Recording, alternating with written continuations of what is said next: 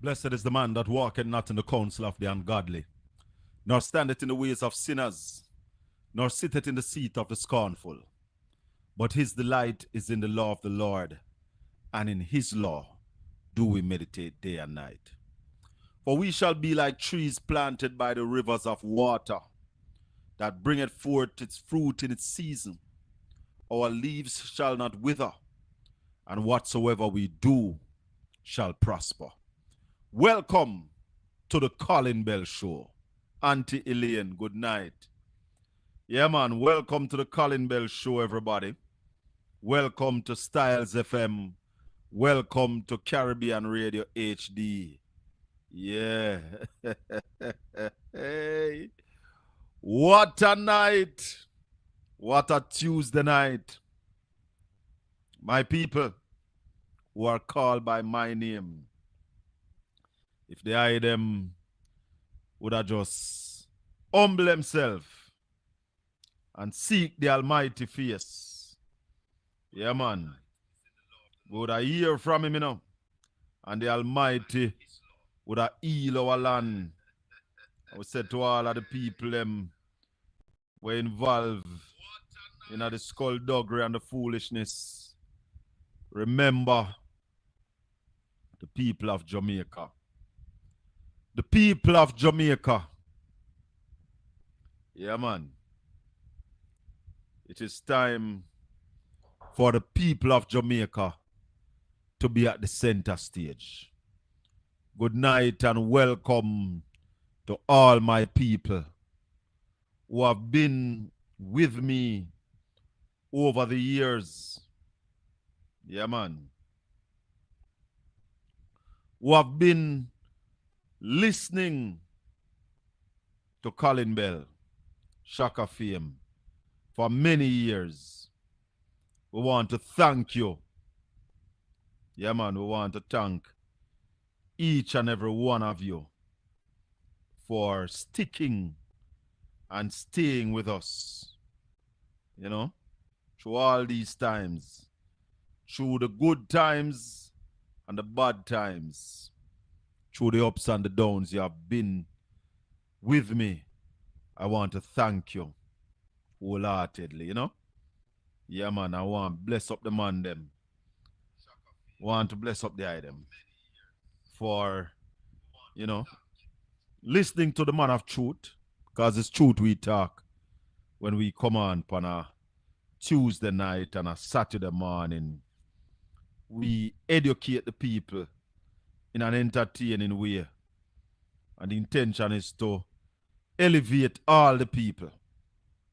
Yeah, man. So, right now, may I ask the item for share up the channel, like up the video, call somebody, because tonight we have a very interesting lineup for you. Very, very interesting lineup for you.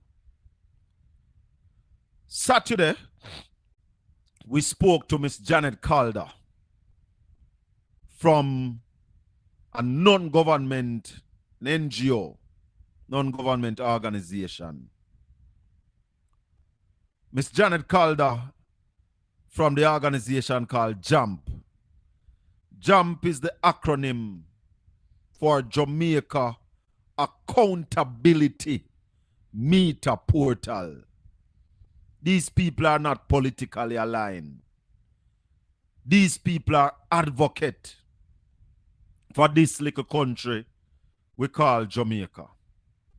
And therefore, we spoke to her Saturday. And we spoke to her about the issue of over $3 trillion unaccounted for in a country where resources are scarce. Yeah.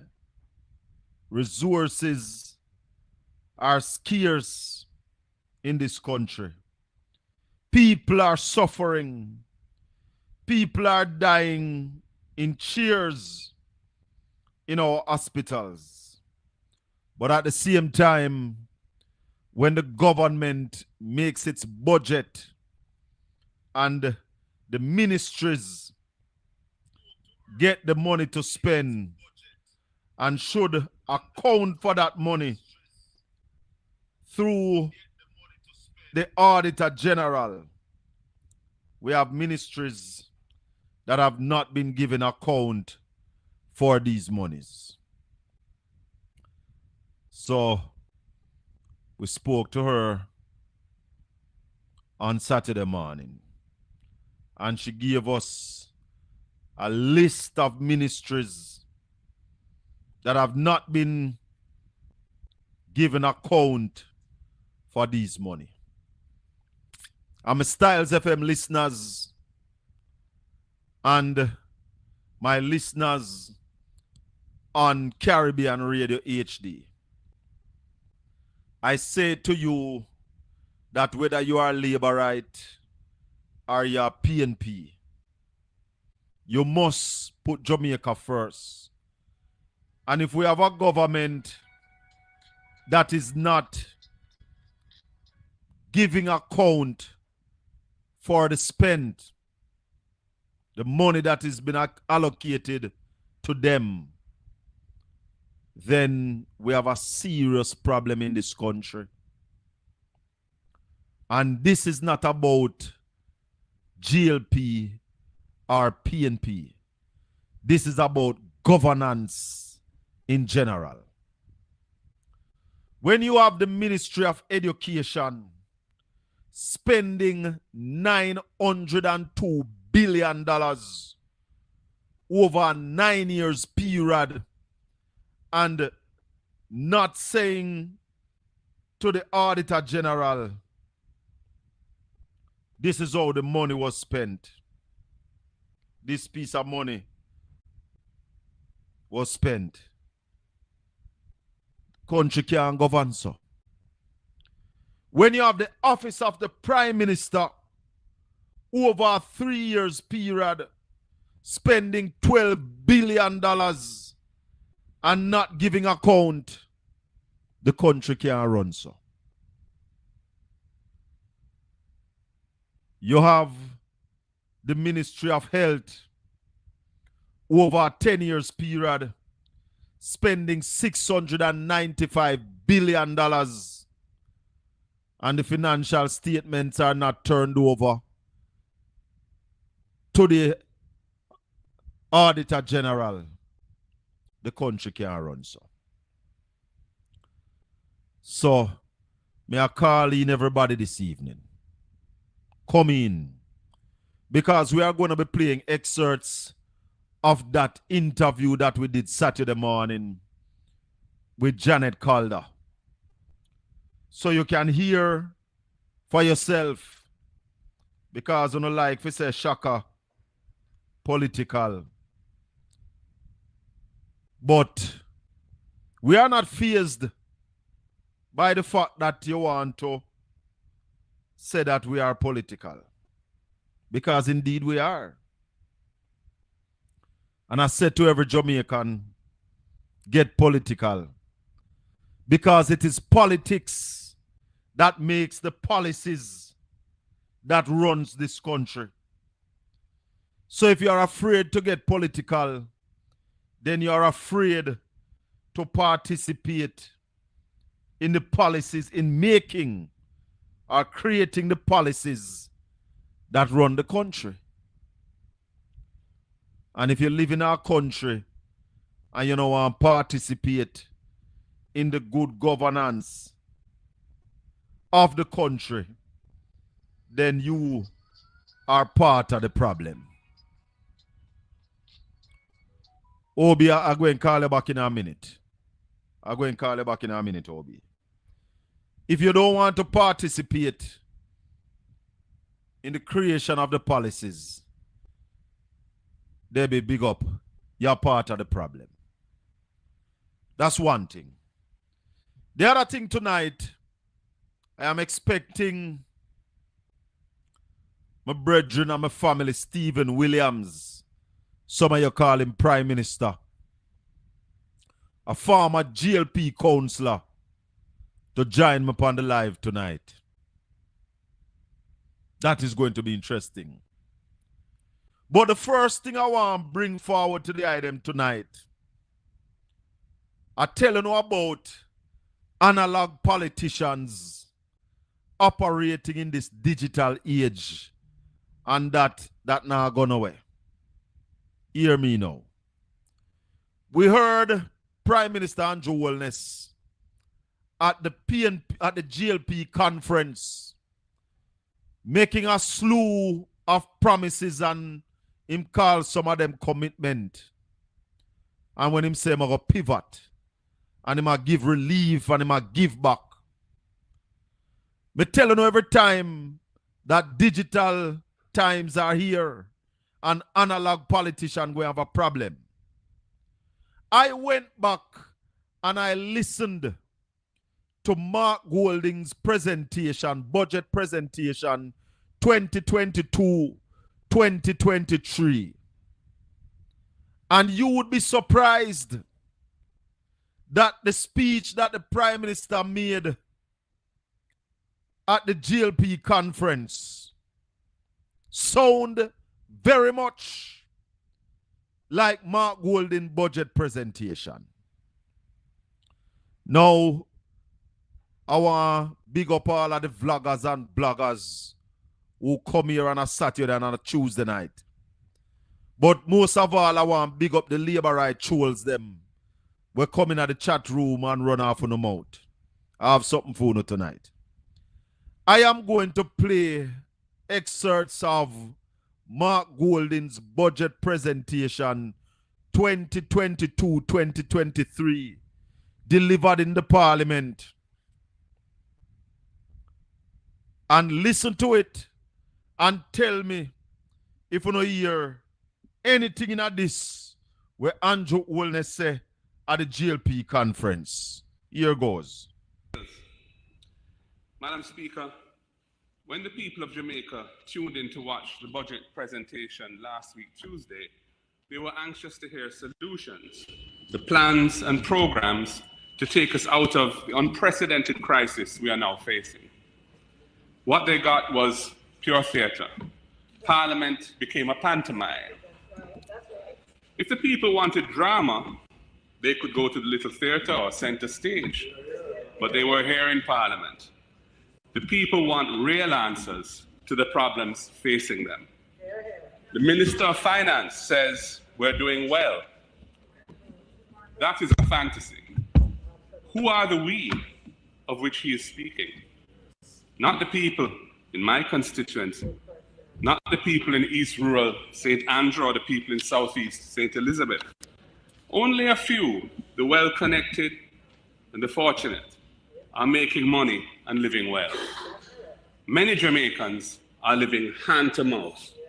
They can't pay the bills. They are feeling the burdens of an economy pressured by 2 years of COVID-19 and now the Russia-Ukraine war. That is their reality. Madam Speaker, there's no balance in our society.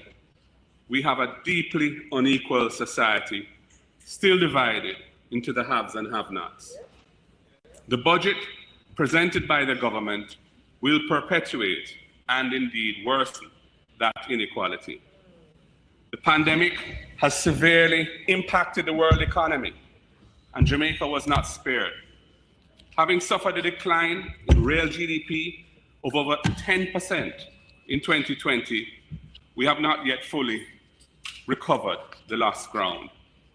The main economic legacy of the pandemic has been a spike in inflation.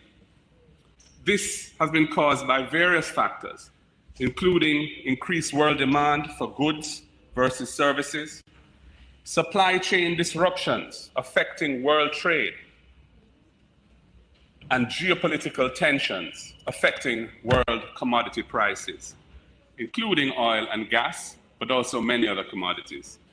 The reality is that Jamaica is now facing a major onslaught from the effects of the war in Ukraine and the sanctions imposed on Russia.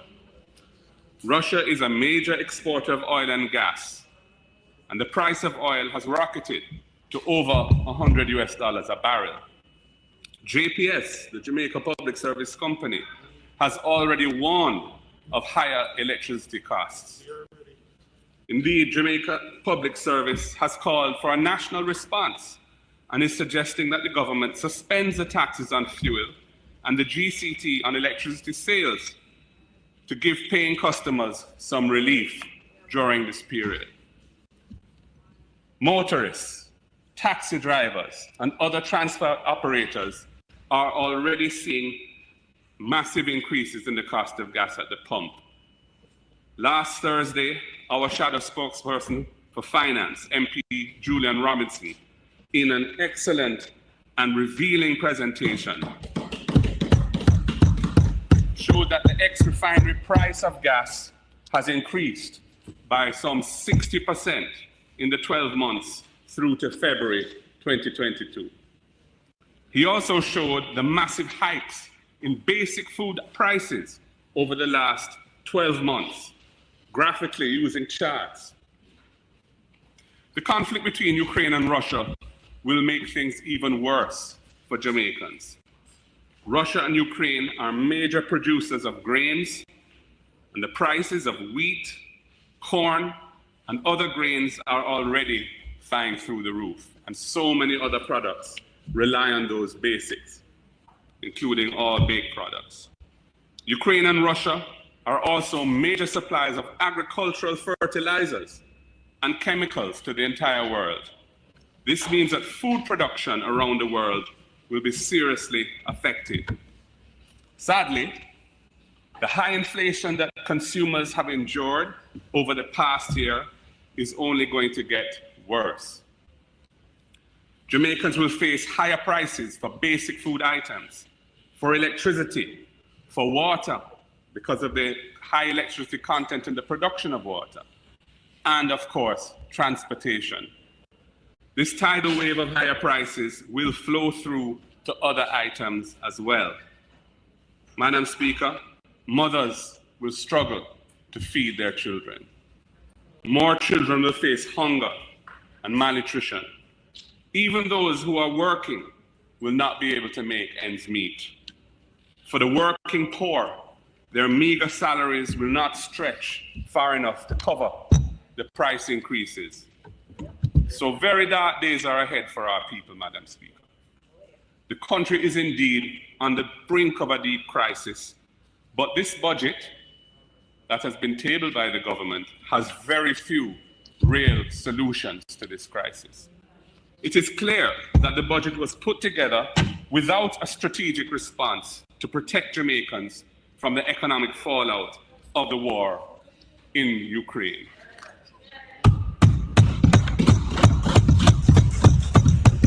It reminds me of the budget of March 2020, 2 years ago, which did not account for the impact of COVID and had to be substantially overhauled by a supplementary budget about 2 months later. While this budget is based on a fantasy, the Jamaican people live in reality. They have to face a crisis head on as they try to feed their families and pay their bills. At this time, reality demands that the government cushion the crisis and gives our people some ease from the heavy burdens.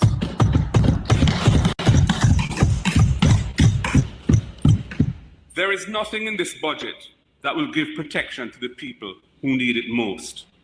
The government has not protected the people from what they will be facing.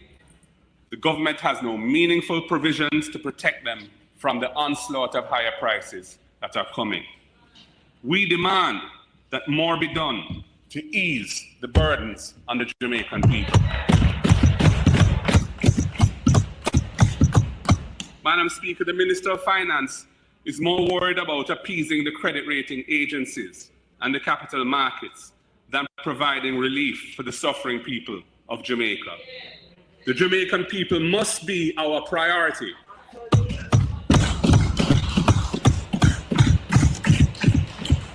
Prime Minister, please make the people your priority and cushion the crisis. We can always recover lost ground in our effort to lower debt when the crisis has passed.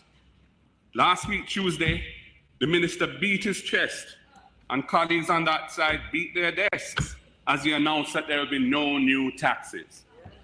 I say to the people of Jamaica, do not be fooled by the hype. The government plans to collect $99 billion more in taxes this coming fiscal year than the year just ending. 99 billion more taxes from the people. Imagine, this is happening in a year when many have not recovered from the COVID recession and many more are facing hunger and sufferation from the effects of the war in Ukraine. $99 billion more in taxes, Madam Speaker. This is unconscionable in a time like this.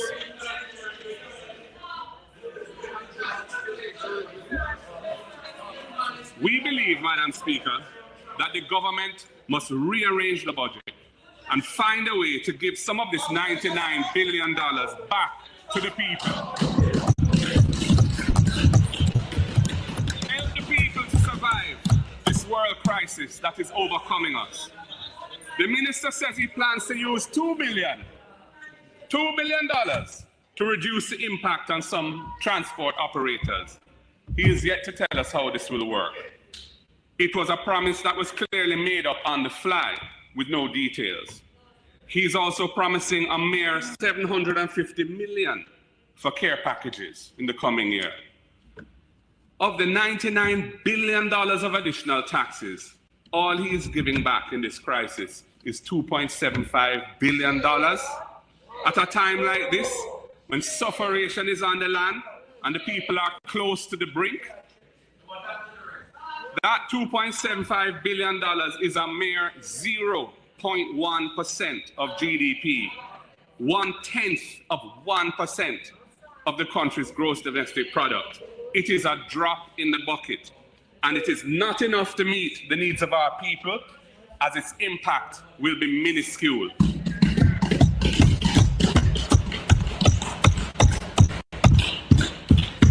Madam Speaker, more children will suffer. They will go to bed hungry with just a little sugar and water on their lips. The elderly will suffer too. Many of them have very limited funds and have already had to cut back significantly. Many are eating just one meal a day, if that. Even the fit and the strong are suffering, Madam Speaker. You know, electricity and water affect every aspect of our life, every aspect of the life of our people. With those prices going up, the people are facing lick after lick after lick. Push on the lick, Prime Minister. Push on the crisis, I say. Last week, the Minister of Finance tried a thing with a tune from Anthony Red Rose, but he got the lyrics wrong. Well, Minister, you're not here, but I'm going to send it right back at you. Can't say me never did a warn you. It is you who need the warning, Minister Clark, not me. Can't say me never did a warn you. You control the purse strings. Don't hold them so tight at a time when the people are suffering and the society is on the brink.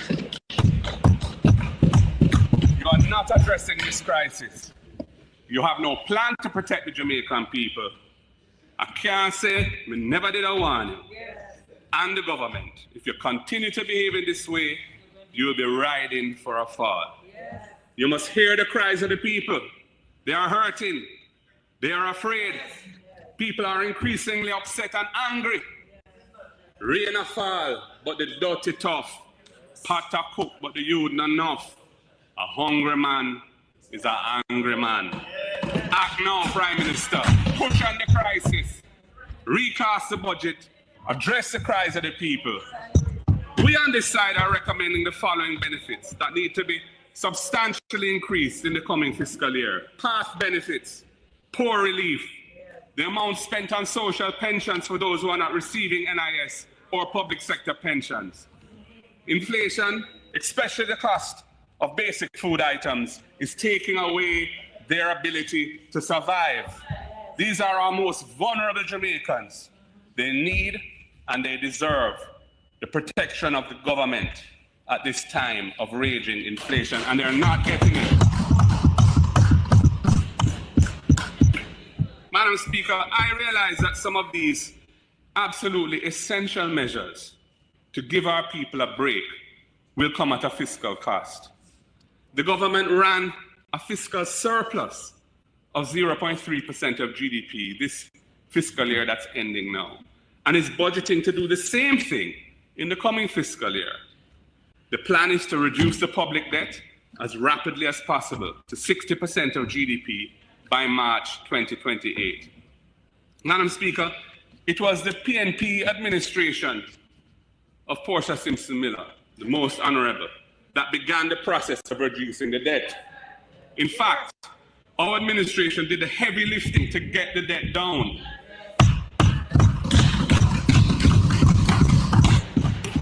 We are fully committed to achieving that target of 60% of GDP. We're fully committed to fiscal prudence, and our track record proves it. The last PNP administration reduced public debt from 147% of GDP to 115% of GDP in just 4 years. We strengthened the fiscal responsibility framework with laws that make the budget and the whole fiscal program of the government much more transparent.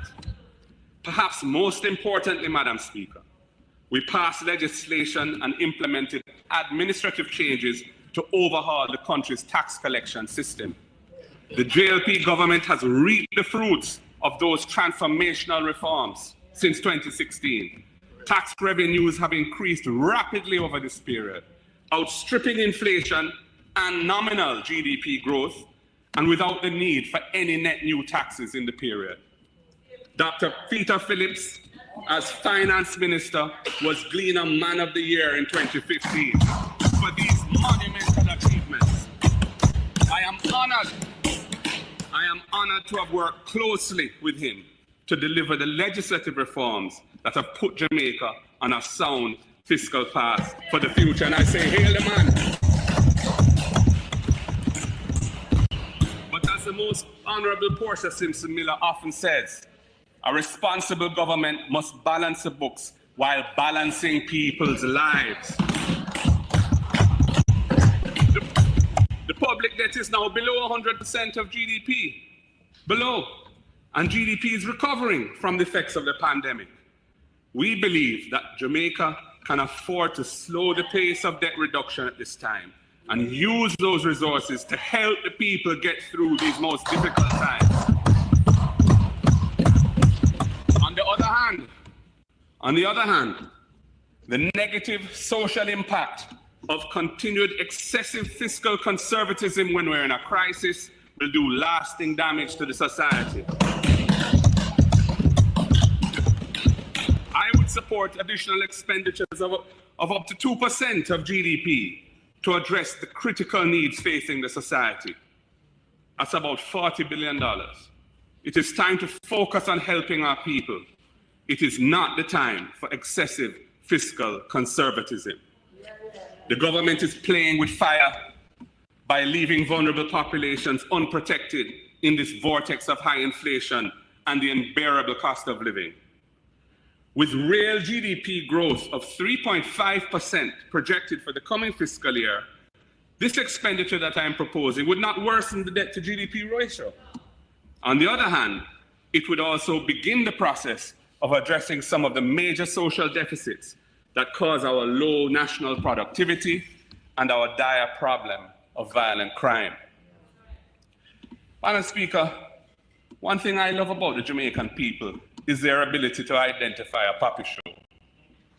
Many saw the unveiling of the new banknotes for what it really was last week, Tuesday. A distraction. Hold up. Listeners and viewers, you would have, those of you who are viewing on YouTube and on Facebook, we are coming to the break, would have seen me listening to my phone. breaking news. And when we come back from the break, a report from the Integrity Commission was tabled in the Parliament today. Oh, hallelujah. Jacko, take the break. Because when we come back, we're going to the Integrity Commission report that was tabled in the Parliament today. And who is at the center of that report again? Dr. the Most Honorable Andrew Brogard Radam Holness is at the center of another Integrity Commission report. Take the break, Jacko. We soon come.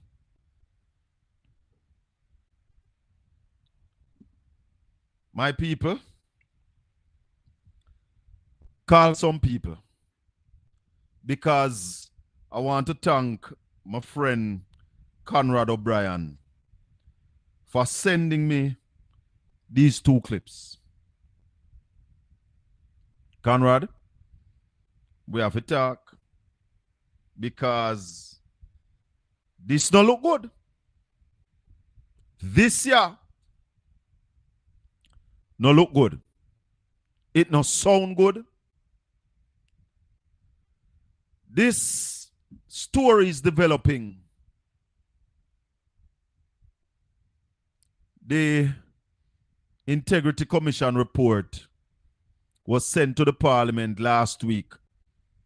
It was last week, Wednesday. And as they are saying that the reports are to be tabled as early as possible. So the report was tabled today. And before I got those clips, I also got a document that I want to run to and see if I can read it for my Facebook people them and my YouTube people them before the two radio station comes back. Because trouble in the house. Trouble in the house. Wait there. No, so I'm going too far. I must pass it. Hold on, man. I want to find this thing here. Think it there, so. Hold on, but there's another one, man. There's one that I think I could have read. What about that one there? Send me that one. Is it this? No, that's the judicial review. Oh, Lord. Can't read it from this. Integrity Commission report of investigation concerning irregularities in respect of the construction of a residential development located at 2 Wycliffe Close, Beverly Hills, Kingston 6, contrary to the terms of the building permit issued to Estate Bridge Holdings Limited by the KSAMC. The Integrity Commission report of investigation concerning allegations of an act of corruption in respect of recovery of outstanding National Insurance Scheme NIS contribution at a Westmoreland Parish Council. So that's another one. Westmoreland Parish Council office contributions at the Westmoreland Parish office of the Ministry of Labour and Social Security for the period 2022-2023, contrary to the Corruption Prevention Act. So it seems like there's two bills that was tabled today. Oh, yes. But I got more, man. Where is it? I don't remember where that go. God have mercy. But when we come back from the break, I'm not going to Janet Calder. Not going to Janet Calder. I'm going to this clip here. And this clip, I'm going to play it because it is coming from a media house that will not do anything to damage the Prime Minister's reputation. So this clip I'm going to play is from Nationwide. Listen to this. That the breaches were deliberate. Come back. That the direct investigation concludes that the breaches were deliberate and that the directors of Estate Bridge are liable. The DI also concludes that the Kingston and St. Andrew Municipal Corporation failed to effectively discharge their responsibilities to ensure compliance with the terms of the approvals granted. If we could just go to the background, that's chapter 2 of the report. It says this chapter sets out the background information concerning the allegations, initiation of the investigation, and jurisdiction. The allegations, listeners, on July 10, 2024, the following allegations were received. That Mr. Holness is the owner of property on which construction is being carried out contrary to the terms of the planning approval and building permit granted by the Kingston and St. Andrew Municipal Corporation, the KCMC. That Mr. Holness often requests the service from his architect to draw a blueprint that will be sent to KCMC. However, a second blueprint will be drawn that will be used for the actual construction. It is said that this was done at one of his developments in Beverly Hills / Cherry Gardens.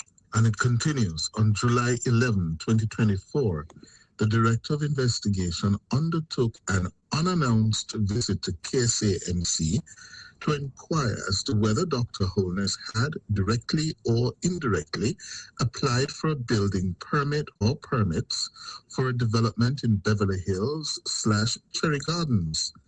The DI's inquiries revealed that the only development in this area that Dr. Holness was in some way connected with is a residential development located at 2 Wycliffe Close, Beverly Hills, Kingston 6, St. Andrew, and that this was owned by Estate Bridge.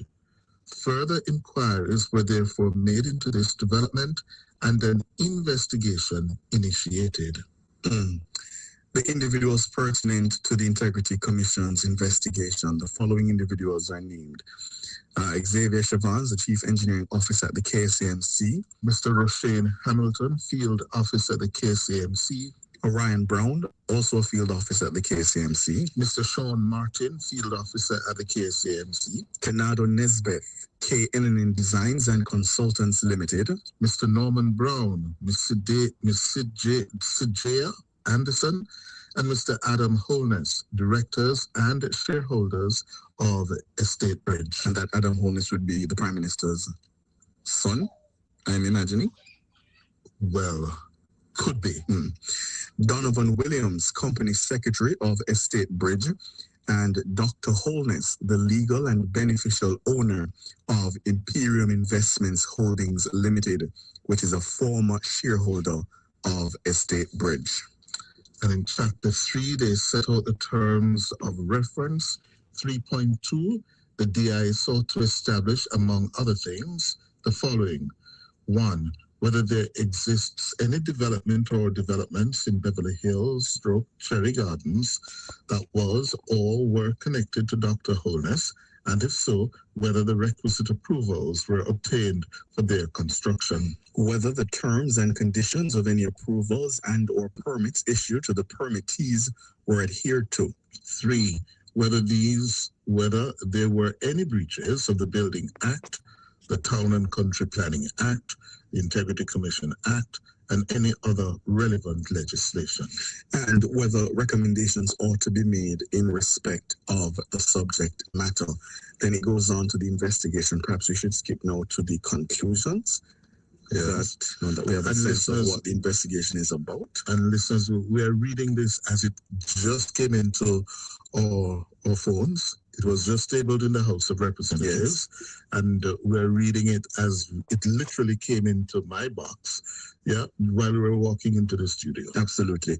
As I reminded you, listener, we were due to be joined by the Minister of Legal and Constitutional Affairs. She's still on her feet in the House of Representatives, Also happening this afternoon, the historic bill to end Jamaica's relationship with the British monarchy is being tabled in the House as we speak.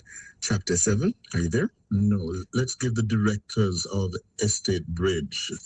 Name of directors, date of appointment, Sajaya Anderson, date of appointment the 22nd of July 2020. Also appointed on that day Norman Brown and Adam Holness on the 29th of March 2021.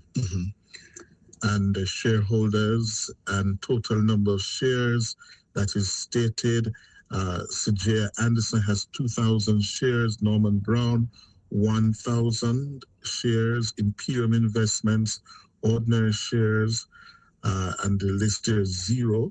1,000 of the 5,001 ordinary shares held at incorporation were forfeited on the 28th of January 2021.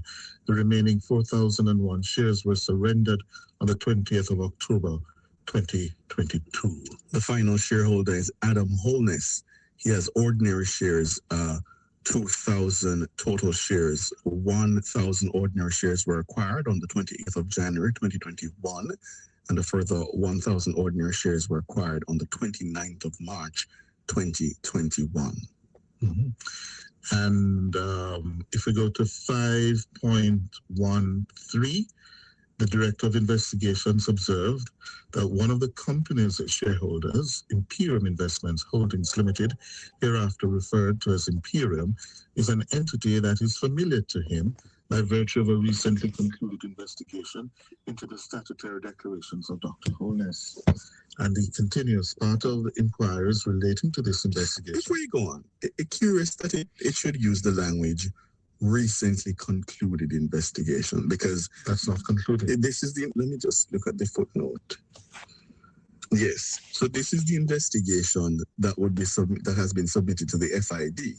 Right. So curious to me that it's being referred to as a recently concluded, but yes, that's the language. And then it goes on. Oh, we're up on the break. Let's say the break and come back. This boy Holy will always regarding the construction of a residential development located at 2 Wycliffe Close, Beverly Hills, Kingston 6. This property has some relationship to the Prime Minister, and the Director of Investigation is owned by company Estate Bridge, of which the Prime Minister is a shareholder, and one of his sons, Adam. Absolutely. And the Director of Investigation of the Integrity Commission is saying that, based on what we've read so far, that there appears to have been breaches of the permits issued by the KCMC with respect to this property. Yes. Well, let's move to the conclusion now on page 47. It says, the DI, that's the Director of Investigation, concludes that the requisite planning approval and building permit required for the construction of a development consisting of 4 two-bedroom units, located at 2 Wycliffe Close, Beverly Hills, were properly issued by the Kingston St. Andrew Municipal Corporation to Estate Bridge on July 12, 2021. The Director of Investigation also found that the terms and conditions of the building permit, which was issued by the KCMC for the development, were breached. The conclusion is premised on the fact that at the time of the first inspection, the referenced development consisted of 4 four-bedroom townhouses instead of 4 two-bedroom houses. So recall now, the permit allowed the construction of 4 two-bedroom units, and the Director of Investigation says upon his first inspection, what he found was 4 four-bedroom townhouses instead of the 4 two-bedroom units. And he says he found that in failing to comply with the terms and conditions of the building permit, section 17.1 of the Building Act, was breached. He concludes that the inconsistent representations made by Messrs. Brown and Nesbeth in respect of the layout and composition of the development were blatant attempts to mislead the Commission. The Director of Investigation's conclusion, he says, is premised on the following. Mr. Brown indicated in a witness statement which he signed and in respect of which he made a declaration of truth on December 4, 2023, that the development consisted of four bedroom townhouses. This statement was made at a time when the DI was not investigating any breaches of the building permit issued to Estate Bridge by the KSAMC and under circumstances where Mr. Brown was not a suspect. Mr. Brown later made contrary representations in a judge's rules interview convened on October 31, 2024, after he had been informed that the DI was investigating alleged breaches of the Building Act and the reference permit, and that he was a suspect. Mr. Nesbitt's contemporaneous verbal statement to the DI's investigators on July 12, 2024, that there were departures from the building permit issued by the KSAMC and that efforts were being made to remedy the breaches. He later denied making this statement. The DI's inspection on July 12, 2024 revealed that the development as constructed consisted of four bedroom townhouses. The DI's findings are consistent with Mr. Brown's indication on December 4, 2023 as to the number of bedrooms contained in the development. The DI further concludes that the breaches identified of the building permit on the part of Estate Bridge were deliberate. The DI's conclusion is made on the basis that at least one director, Mr. Norman Brown, had knowledge prior to December 4, 2023, when he gave a statement to the Commission that the development consisted of four bedroom townhouses. It is to be noted that Mr. Brown himself stated that he has a supervisory function in relation to the development, and Ms. Anderson indicated that Mr. Brown is the director that is generally responsible for Estate Bridge's business operations. The DI also finds that Mr. Nesbitt either conspired with or aided and abetted the directors of Estate Bridge in the commission of the foregoing breach and is thereby equally liable for said breach. The conclusion is premised on the fact that by virtue of Mr. Nesbitt's role as a contractor, it is reasonable to infer that he must have been cognizant of the terms and conditions of the permit granted by the KSAMC. Furthermore, Mr. Nesbitt's company is party to a construction contract with Estate Bridge, which requires him as contractor to construct the development in accordance with the building permit. And in his statement dated October 16, 2024, Mr. Nesbitt indicated that, quote, I designed the building plan for the development for submission to the KSAMC. Each unit would consist of 4 habitable rooms, a pool on the split level, 4 bathrooms, a laundry, and storage area. Emphasis is added there. The DI concludes that the KSAMC failed in their duty to ensure compliance with the terms and conditions of the building permit issued to Estate Bridge for the development, though their paperwork relating to the 3 inspections they conducted suggested that the development was compliant at all stages. The DI's inspections of the development belie this. And they go on, if I can get up there. Recommendations. Yes. Yes. All right, let's go. All right. So recommendation 171, the DI recommends that the Chief Executive Officer of the KSAMC implements additional measures to ensure adherence to the provisions outlined in sections 33 and 34 of the Building Act in relation to its inspection and post-permit monitoring responsibilities and functions. How many times have we heard this recommendation? Over and over. The DI recommends that the KSAMC conduct an administrative review of its existing compliance regime with respect to building permits issued by that entity. This review should include a capacity assessment, both of the adequacy of the human resources available to the KSAMC for post-permit monitoring of building developments within the municipality's jurisdiction, as well as the technical competencies of the officers responsible for enforcement and compliance. serious consideration should be given to ensuring that the relevant processes are corruption-proof. Given the breaches identified in respect of the development, the DI recommends that the KSAMC make their own assessment of same and thereafter take any actions as are necessary and appropriate to achieve compliance with the Building Act. Notwithstanding Dr. Holness's connection to the development in question, having regard to the fact that the issues identified in this matter are similar to those identified by the DI in one of his 2023 investigation reports entitled Report of Investigation Concerning Allegations of Irregularities in the Approval Process, which resulted in the construction of a residential development located at number 11, Charlemont Drive, Kingston 6, contrary to, inter alia, the permits issued by the KSAMC and NEPA and the Building Act. And our listeners would recall that this development was the one owned by, is he now the former president? Or is Of he the still Water president Commission. of the National Water Commission? That's Yes. correct. Right. Yes. The DI reiterates the recommendations made generally in that report. In particular, the DI highlights the following recommendations from the referenced report. See paragraph 718 thereof. So, repeating a recommendation made to the Most Honorable Prime Minister and the Honorable Minister of Local Government. Yeah, that in light of the breaches found herein and the need to ensure that development occurs within the built environment in a sustainable manner, the DI is recommending the introduction of legislation which imposes pecuniary penalties on developers who willfully violate building and development permits for financial gain.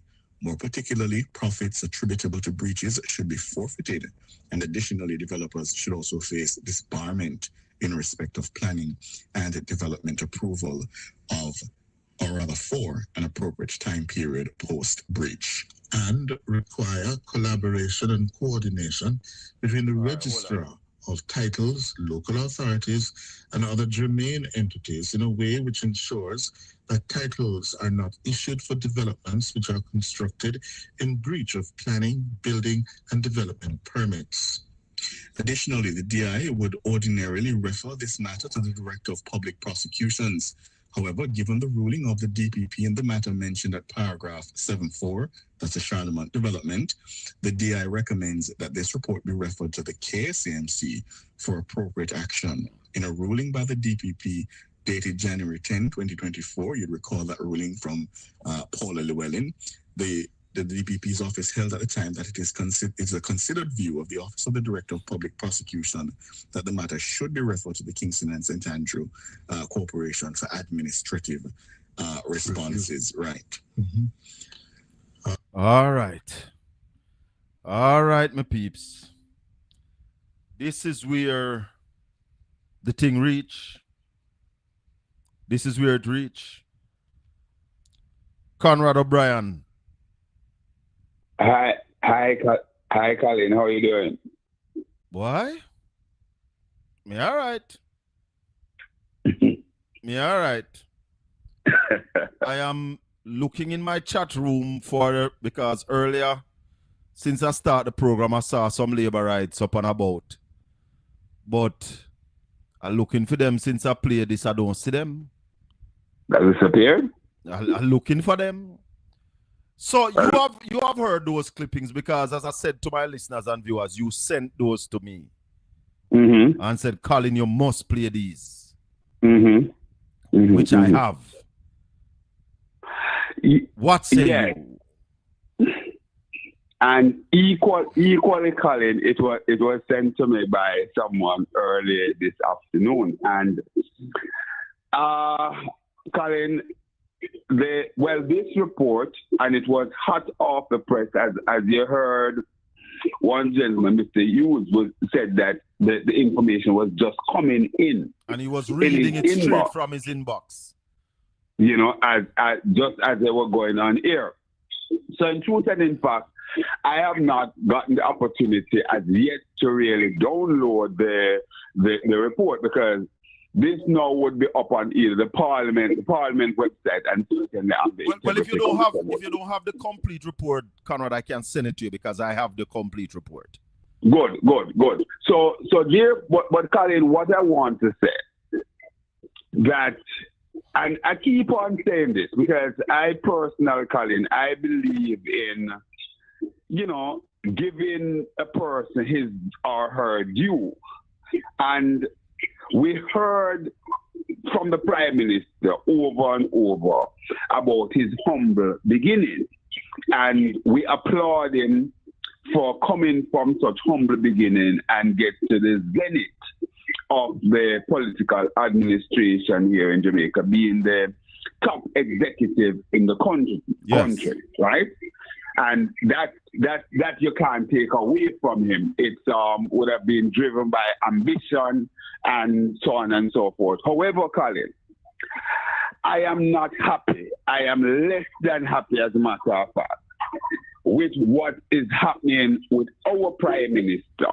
His name seems to be embroiled in too many things, and certainly Jamaica being a small island state that is interconnected with the world, I don't know if that argue well for us, Colin. And I believe that the Prime Minister position is becoming more and more untenable with passing days. It's going to be interesting tomorrow, because this report will have come in almost as what was the close of play in the evening, close of the news cycle. So tomorrow, it's going to be very, very interesting to see the discussion that will surround this report in the various media spaces, both mainstream and, of course, social media. Yes. So it's going to be interesting, Colin. So I am kind of tempering my response at this time, but certainly, Colin, none of us as Jamaicans, whether you voted for the Jamaica Labour Party and Andrew Holness, or you vote against him, certainly these are not the kind of reports that you want to be hearing about your Prime Minister. Against your Prime Minister. It's just not what you want to hear. As I said before, it doesn't matter if you vote PNP or JLP, or you just withdraw yourself from the political process. It can't be the kind of news that you want to hear. And I believe that the Prime Minister himself this evening, tonight, probably will be having a little bit of difficulty in sleeping comfortably. I remember when the first report was tabled about the Prime Minister's statutory filing. Yeah. A lot of people were saying that the Prime Minister should take himself, take a leave of absence and allow the thing to go through, and he took it to court, and people are saying that he was within his right to take it to court. This one again, that you applied to build 4 two-bedroom townhouses, and when the Integrity Commission did their investigation, it is 4 four-bedroom townhouses. We have the former president of the NWC, who is on leave because of a similar action. What do you say now to the Prime Minister? Indeed. Very, very cogent argument you're putting forward, Colin. And remember now that also another name that is smack dab in the middle of all of this is his business partner, who is now the chairman, as I understand it, of one of the largest government institutions by way of land bank and major building, and so the UDC. And not just the UDC, but the what is it, the NHDC, something like that? Yes. Housing NHDC. Corporation. Yeah. And he also took the Integrity Commission to court, because in the first report... This week we got the report. Right, in the first report, the Integrity Commission cited conflict of interest with his friendship and the Prime Minister and the UDC coming under the ministry run by the Prime Minister. And he's saying that, how dare you? And now here is he in this again. Colin, as I said before, it's really and truly not the place that any of us want to hear or to see our Prime Minister. Conrad, hold on for me because we are up on a break. And we are allowing Styles FM 96.1, 96.5, 96.7 on the FM band. They are going to be taking a break. And Caribbean Radio HD over there in New York and Florida, they are also going to be taking a break. And they will be rejoining us after a few advertisements. But in the meantime, we continue here. Talk to me.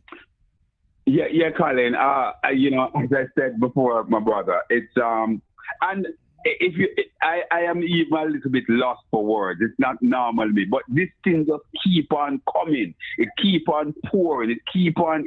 As I like to use the term, more and more coal is being heaped on the head of the Prime Minister. It's not good. You know, Colin. Somebody sent me a message this evening, or somebody voiced a message that I heard to say that he's hazarding a guess. As a matter of fact, he said he's making a prediction that the Prime Minister will not be facing the electorate at the next general election. And to be honest with you, with all of these things, surrounding the Prime Minister, I don't know that I can disagree with the person's position. We saw where all of us was expecting Bruce Golden to lead his party into a general election. And we woke up to the news that Bruce Golden was no longer there. He was stepping aside as Prime Minister. We also went to bed with a commissioner of police, Mr. Ellington. And from all accounts, people were saying he was doing a good job. But absolutely something was happening behind the scene. And he took away himself. So it's going to be very, very interesting, Colin, what will unfold over the next 42 to 78 hours. 48 to 72 hours. Conrad, we are in deep waters. Deep waters. Because if the National Water Commission sent, what's his name? Mr. Barnett on leave because of this very same issue. Yeah, no difference. Unless the Prime Minister is coming to tell us. You're making a most valid point. Unless the Prime Minister is going to tell us that all this is a lie. Me not have nothing to do with them house there.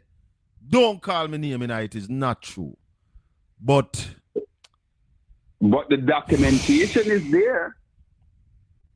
The documentation is there so far. And you know what makes this more interesting now? You know what makes this more interesting now, Conrad?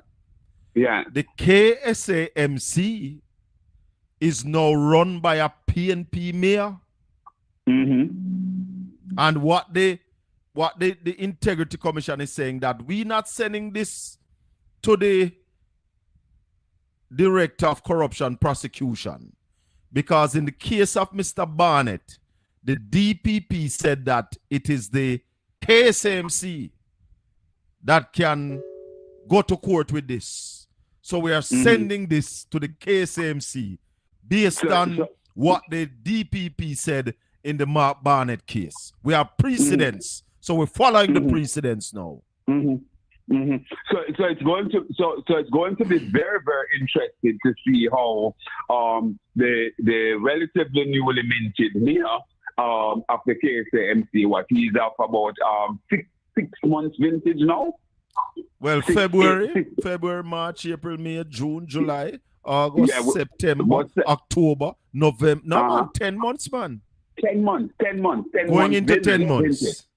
Going into 10 months. Going into 10 months. Yeah, going into 10 months. So it's going to be very interesting. And you're the next problem. You're the next problem for the Prime Minister. The KSMC is not even right now. Remember the GLP is missing what? 3 councillors. So if it go down to a vote from the directors who are the councillors, trouble did it? Yes. We understand why the GLP was so determined to maintain the KSAMC? Yes, you know, Colin, you play active political role, so you can go down that road. I am not going down there with you. I'm looking at. Well, you see, Conrad. I'm not going there with you. All I'm saying, Colin, is that on the face of it, what we're seeing and hearing coming out this afternoon into evening, going into night here in Jamaica, it certainly doesn't look good. And as I said before, I believe that with all of this happening, the question is certainly on the table as to whether or not the Prime Minister can continue to govern based on all of these things. I am a measured man.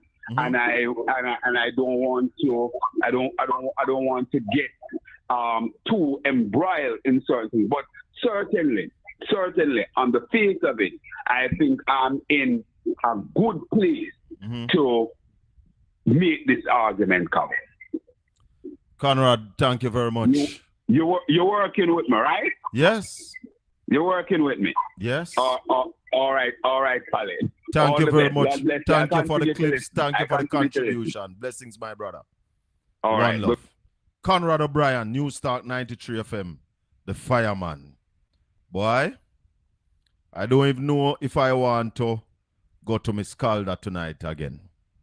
I want to open the phone line and give you all a chance to come lecture me.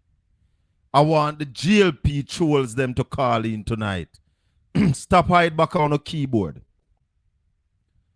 My Prime Minister, your Prime Minister, is the center of another Integrity Commission report. Me no feel good about it. Because when Jamaica's name is tarnished on the global stage, it affects me.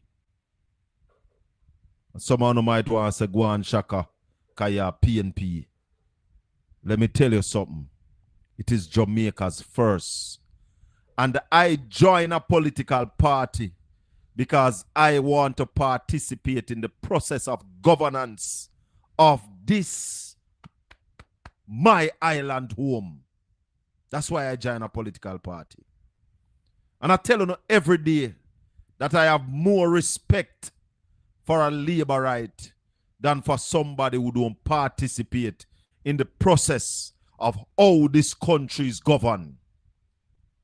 Now I want to ask those who don't vote. Those who don't vote, I want to ask you tonight. Are you comfortable with what is happening in Jamaica? And you know, I want to say respect to the Integrity Commission. I want to say respect to the Auditor General because she's a part of the Integrity Commission too, you know. And the Auditor General is a woman who state her thing on the data and the facts. The Integrity Commission Chairman, Justice Seymour Panton, says whatever is in the Integrity Commission report are facts, not opinion.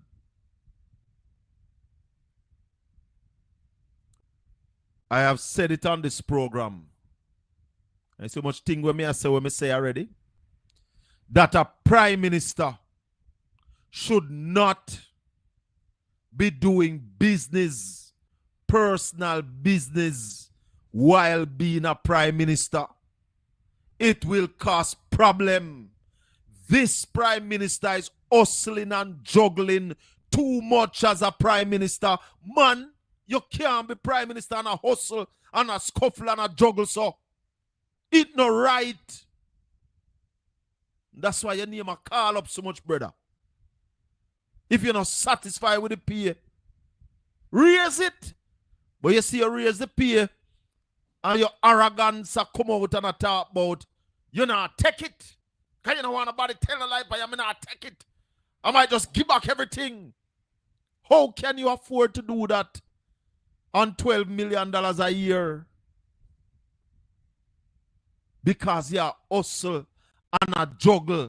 Nothing wrong with hustling and juggling, but as a prime minister, you cannot be hustling and juggling while you are a prime minister, brother.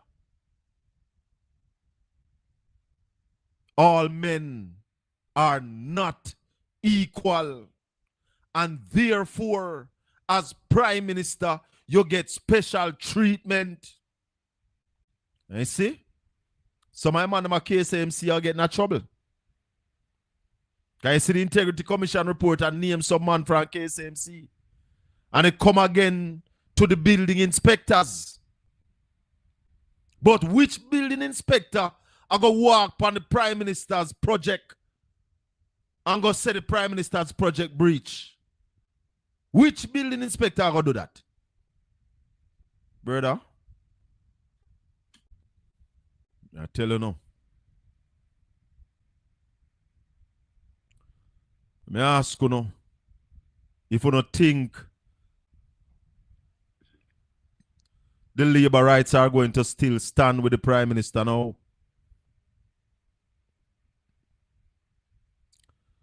I am asking, will the labor rights still stand with the Prime Minister?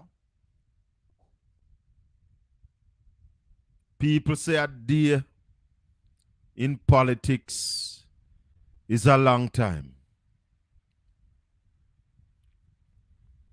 What is going to happen tomorrow? You can hustle and juggle as a prime minister. It allows that in the Constitution. Yes, it allows it. But when you hustle and juggle as a prime minister, these are the things that will happen. So ethically, you shouldn't be. Morally, you shouldn't be. Let me tell you something. Even as a member of parliament, you shouldn't be hustling and juggling. You have information that the average man don't have. So when a prime minister and a minister of government and an MP a hustle and a juggle out against the average man, that is unfair advantage. I say it yes already. The prime minister should not buy stocks while being prime minister. The prime minister shouldn't in a construction while being prime minister. Nah, idiot, man. You know, idiot.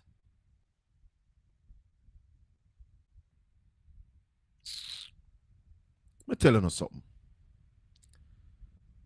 There are some things we go to the letter of the law, and some things we go to the spirit of the law. There are some things that are not illegal but morally incorrect, ethically wrong.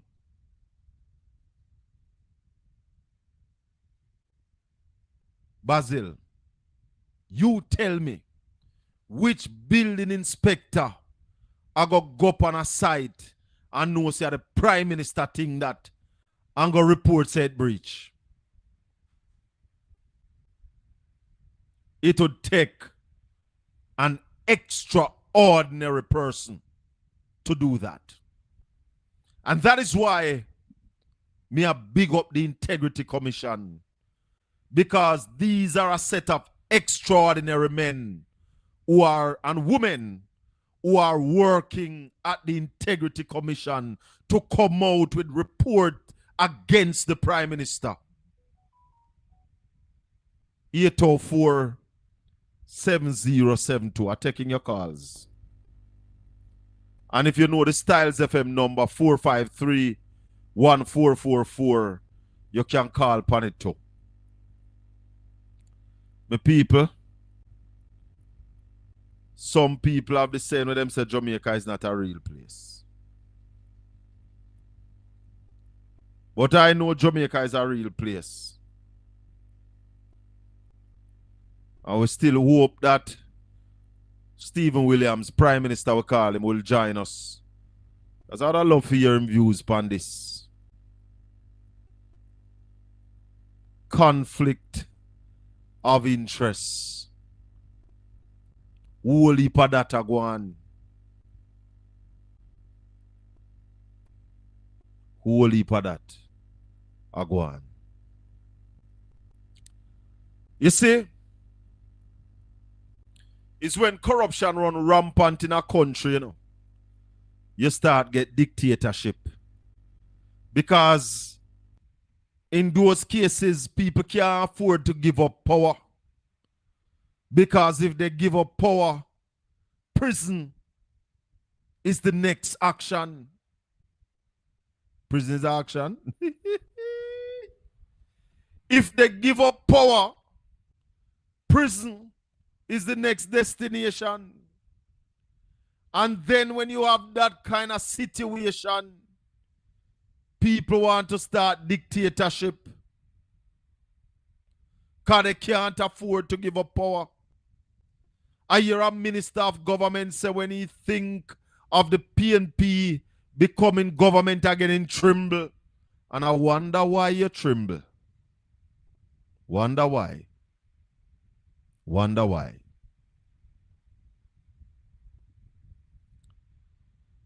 If Mr. Barnett had to go and leave because in his development, he put in more rooms than he got the permission for.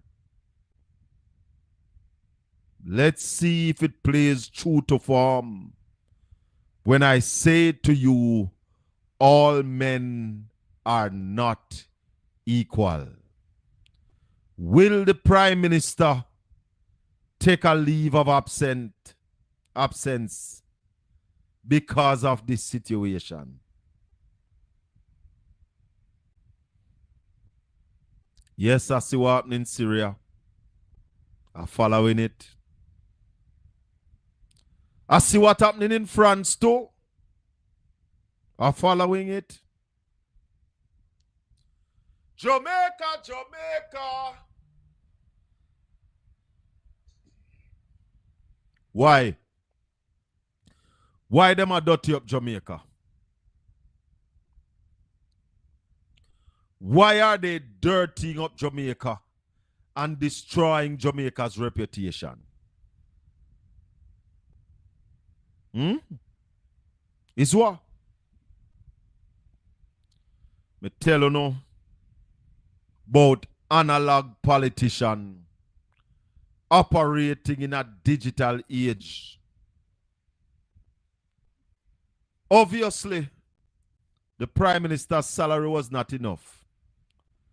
And you increase the Prime Minister's salary. Remember, you know, the government paid $1 billion to a firm, a consultant firm, to tell them to raise them pay by in some places 300% and 200%. $1 billion they paid for that. And I'll know we the Jamaican people can't see that report. But their salaries were increased. And the Prime Minister in his arrogance say him nah take it. And him soon about to take no pay and give back everything.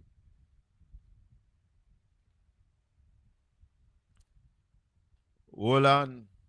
Holy hallelujah. Hallelujah. This is the Prime Minister who bulldoze poor people house because them below span government land with no permit. They got to go, they got to go. No, Prime Minister. Me never remember that one there. That one was just brought to my attention by the producer. Who do you think I'm alone a producer?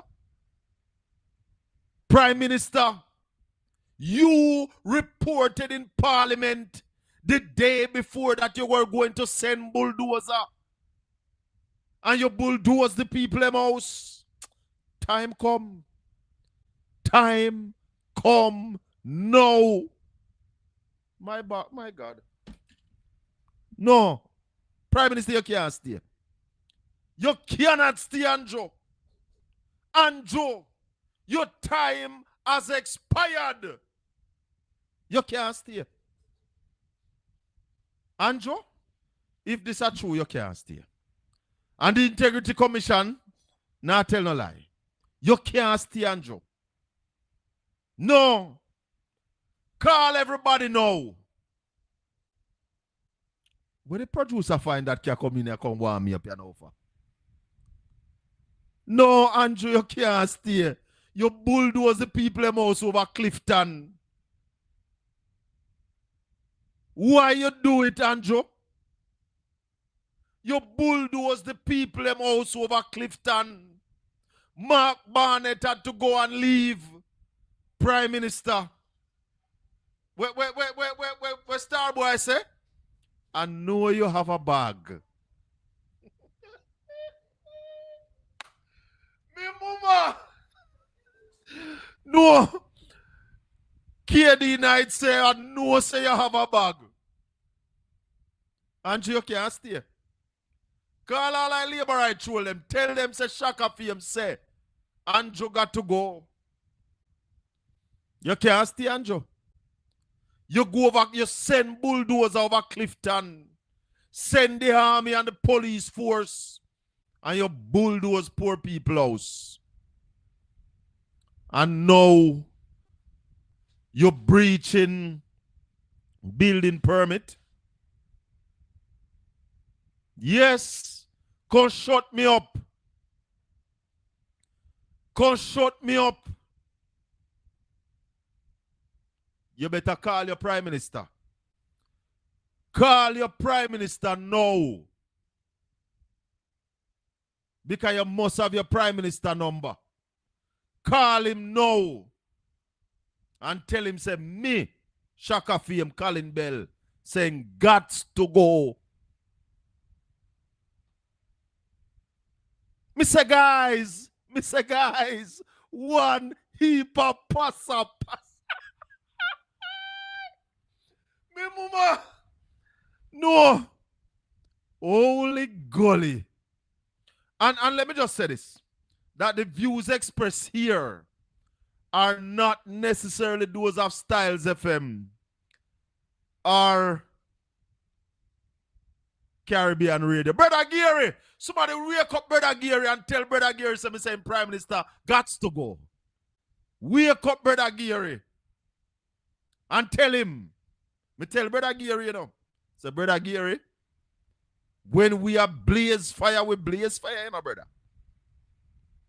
Because the truth shall be revealed. The Prime Minister send bulldozer. The man said it at the Parliament the day before that he will bulldoze the house over Clifton because people them are criminal. Wake up the EP too. Wake him up. Yeah. Watch you now. Call all our labor right them. Because if you don't think a labor right business, this will make a sad mistake. This is governance. This bigger than PNP and GLP. This is governance. Mark Barnett, the president of the National Water Commission, have a development and he build more rooms. And he had to go and leave. We are holding the Prime Minister at a higher standard than we hold Mark Barnett.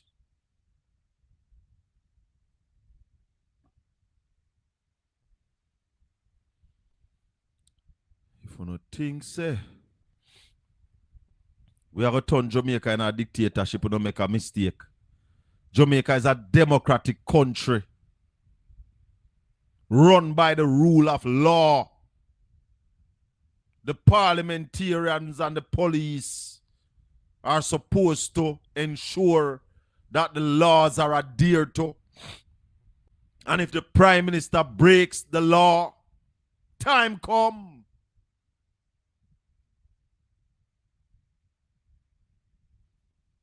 The Integrity Commission said the man breach. On the part of Estate Bridge were deliberate. The DI's conclusion is made on the basis that at least one director, Mr. Norman Brown, had knowledge prior to December 4, 2023, when he gave a statement to the Commission that the development consisted of 4 four-bedroom townhouses. And then he come back and say, no, he never see Mr. so. Brown himself stated that he has a supervisory function in relation to the development.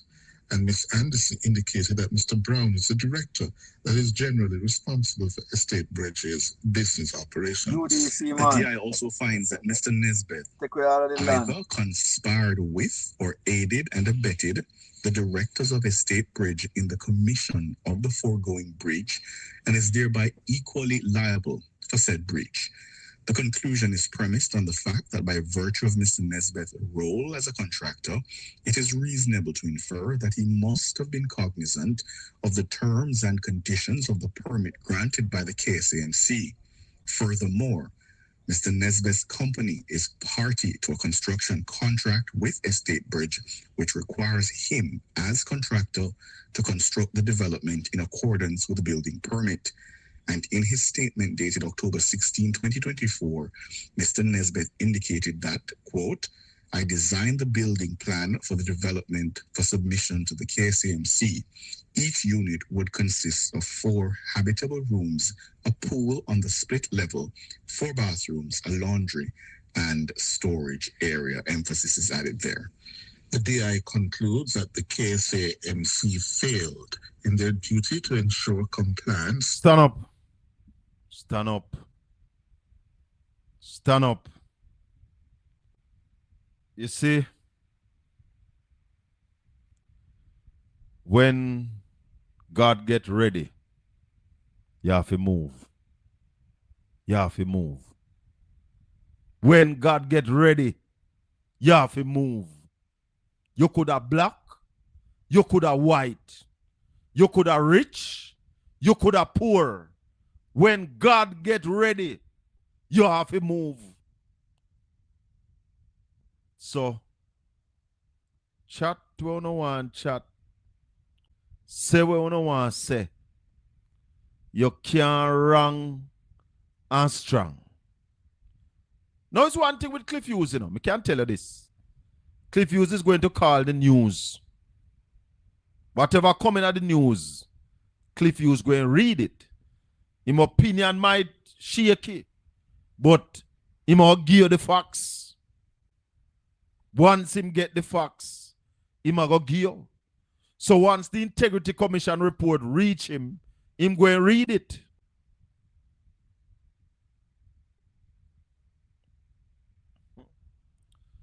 Jamaican people, remember the chairman of the Jamaica Labour Party said the third term would be the people's term. So the first term and the second term are for him and him crony them. Now him say for the people term, but Darrell Vaz say for him children, and him grandchildren. Me tell you something. Them full them bag and them bag a run over.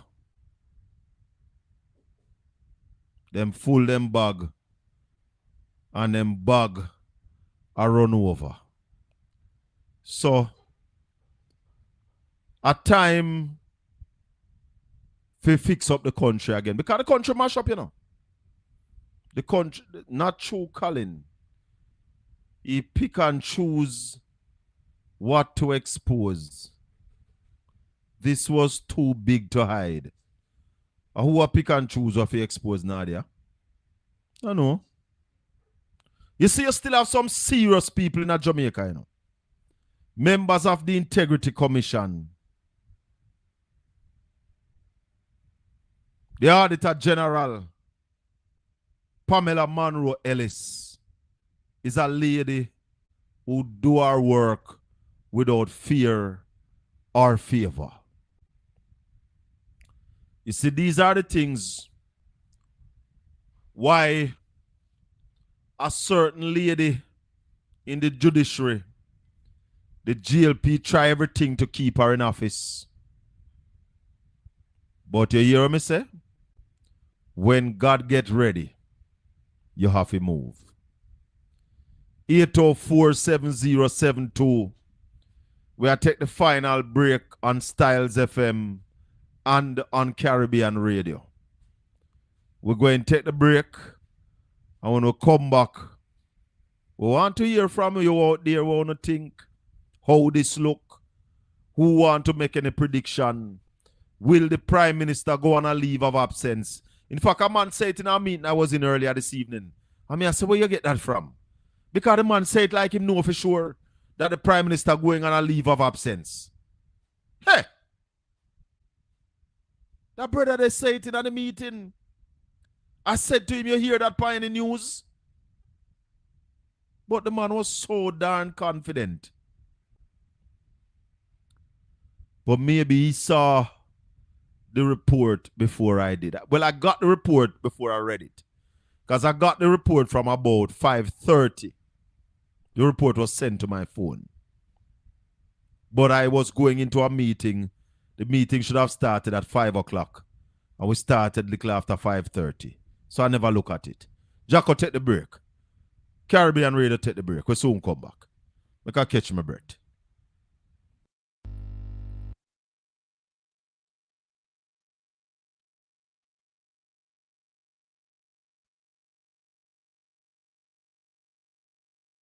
You don't have to wait till Christmas to eat some good rum cake. Just check out TV Cakes. TV Cakes? Where they have to? TV Cakes, my love. Them authentic Jamaican rum fruit cake made to order and shipped fresh to your doorstep. You mean me can get a real Jamaican rum cake right now? Yes, my dear. Them shipped nationwide within the United States and Canada. Also, local pickup is available in Boston. Just go to www.tvcakes.com and order now. Okay, give me a card.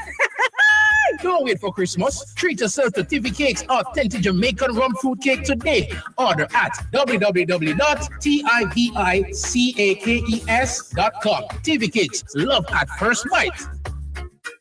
Business operators, local and overseas.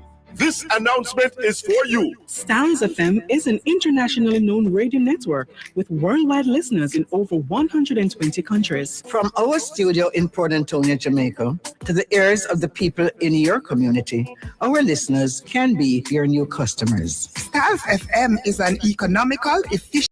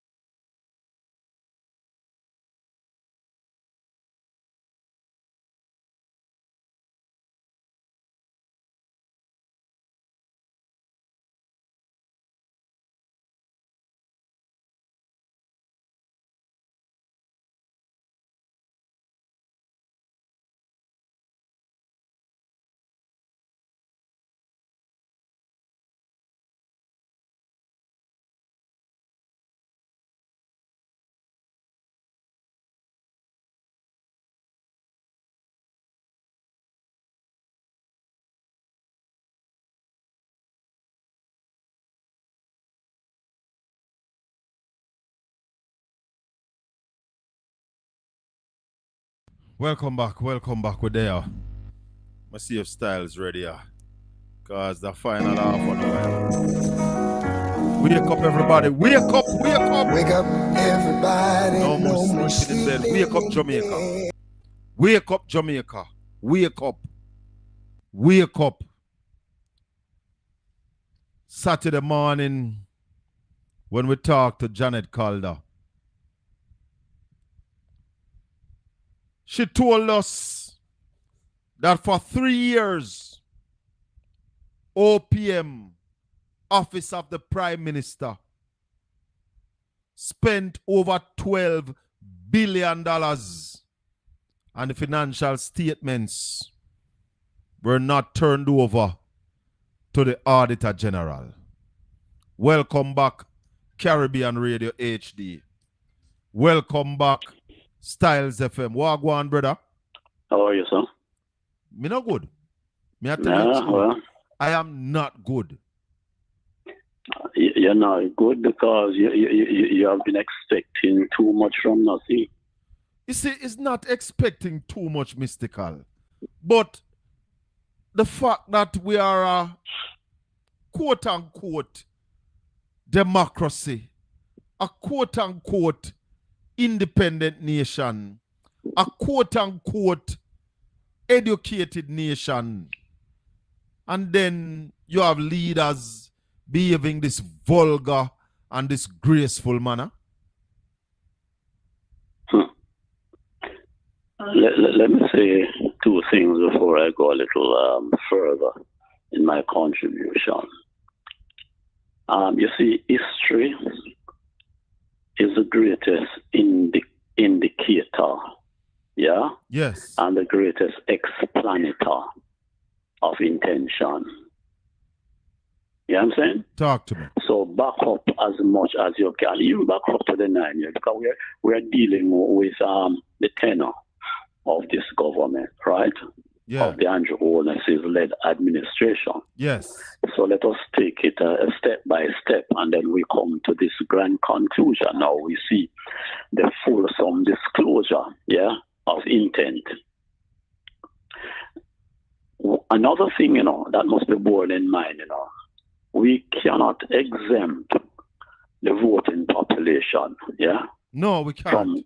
From being castigated, because they, what is it, about 60 or 70% of the voting population of Jamaica would have taken themselves off, yeah? Yeah. The lever. 63% don't vote. Yeah. So, and what they must understand, so what befalls one will befall all. Yeah? Yes. So they are trying to exempt themselves in one realm, but they don't understand that the outcome, yeah, is going to be either favorable or adverse to all of us, because we all live here. And if we pay no mind to it, it is going to affect us one way or the other. Yeah. And it will be too late, yeah, to reverse the adversity. Yeah. Mm-hmm. No. You see, the breach of building laws and building codes in Jamaica, yeah, is an historic phenomenon. Yes, it is. Yeah, it is. This is not something that has happened 10 years or 20 or 30 or 40 years ago. It has been with us. Yeah. Yes. Jamaica is a corruptocracy, brother. Jamaica is a corruptocracy, Jamaica is easily, processes and principles are easily bought and sold in this country. We only see the sale and purchase of driver's license and some other little things, yeah, or some other big things, and we take it for granted. I mean, and nothing would have been done over the years to cauterize or to eliminate this corruption. Nothing. And so examiners have become rich and powerful from, yeah, exploiting the people of this country. What was never known, though, that the contamination would have reached the ultimate. You get what I'm saying? Yeah. So it was endemic. It became epidemic. And now it's pandemic. It has reached the ultimate. Yeah. We never contemplated. Everybody agrees so the Prime Minister can do it too. Yeah. But we never realized that it has been there, because it was never exposed. But it's a great thing that we have now the Integrity Commission. Yes. Mm-hmm. Yes. And you have lauded the commissioners. Yes. And I must join with that too. Yeah. Yes. To laud the commissioners, because somebody or some agency or institution in Jamaica, yeah, has to stand up. Yes. Yeah. Because right now, from the security apparatus straight down to the first tier of governance has been corrupted, and I've been saying this over the years. Every single agency and entity in Jamaica, public, yeah, and also private too, Because if the public is contaminated and corrupt, then the private is also contaminated and corrupt because they facilitate the corruption. Do you know that? Yes. Do you know that Jamaica cannot be corrupt unless it is succored by the private sector? It cannot be corrupt unless it is succored by the private and supported by the private sector. Talk to me. Talk to me. Where the money is lodged, where the money is incubated finally, that is where the money is piled up. Those are the recipients, of the final product of corruption. So the entire country has reached a threshold of corruptibility now. And then you wonder, how are we going to change the rules? Who will be standing up? I am standing up, you are standing up, and there are many others who are standing up. But our voice is enough. Well, the kind of change. Well, tomorrow I expect to hear the shouts tomorrow because I said this to you, Mystical. The president of the Water Commission, Mr. Mark Barnett, indeed, was sent on leave for this very same breach. And the Integrity Commission is correct in not sending the report to the Director of Corruption Prosecution. Yes. They're following precedents. A very intelligent move. Because there is precedence. You don't need to have to go through no legal gymnastics. So we're following the precedents. We're referring this to the KSAMC. Exactly. Now, for further let us see action. if they will stand up. Let us see if they will stand up. Because indeed, you have said it, there is no building inspector that is going to see something come on their desk, from an agency or a company whose directors and shareholders are the arch governor of Jamaica, and is going to treat that with any degree of attention. Brother. They are going to look aside. Of course, it's the Prime Minister. They are going to look aside. And that's why from the first Integrity Commission report came out, with all the business that the Prime Minister is doing, buying stocks and bonds and juggling different companies, me said this cannot be right. The Prime Minister must have one job and one job only. If the money not enough left the work. You have to be prepared to make the sacrifice. It's a job that requires sacrifice. Yes, it's service to country. But guess what? The Prime Minister went further. And the Prime Minister and the Cabinet got a consultant firm, pay them $1 billion. So raise on a pay by 200% and 300%. So the Prime Minister's salary should have gone up to what? Nearly $27 million annually. The man said him no want it. Because people are talk. The level of arrogance. Listen to me, man. The Prime Minister can say anything, The money belongs to him, and he will have to get that money. Even if it is retroactive to 10 years. If he depart now, he will say to them, listen to me, I need my money. I need my money. It was legally sanctioned, for me, as others. So even if I say I don't want it, I can talk anything. Legally is mine. Yes. And I don't know if, put in an account. But the level of arrogance that he showed back then, Mystical. Yeah, it means I was saying to myself, so this man, so rich and braggadocious. Yeah, it means he has money. Because only a man with money will grab that and he's not sacrifice. In the first Integrity Commission report, it speaks of over $400 million being transferred from one company to the other. Brother, what about the $700,000 US dollar? You understand what I say? Brother. The Prime Minister borrowing money to buy stocks and the securities that he's using was not in the correct name and him still get the $50 million. It cannot be right. No, you are saying that, and the records are bearing all that, yeah? But can you deter John Public, yeah, and keen eyes, yeah, and uncorrupt consciences from declaring that the trillions that are missing, yeah, because, you can ascribe any motive to anybody in the public sector? Hold on. Remember now, the money where the Auditor General say she not get the financial span. $12 billion out of it. Out of his office. Is out of the Prime Minister's ministry. 3 years. Over 3 years.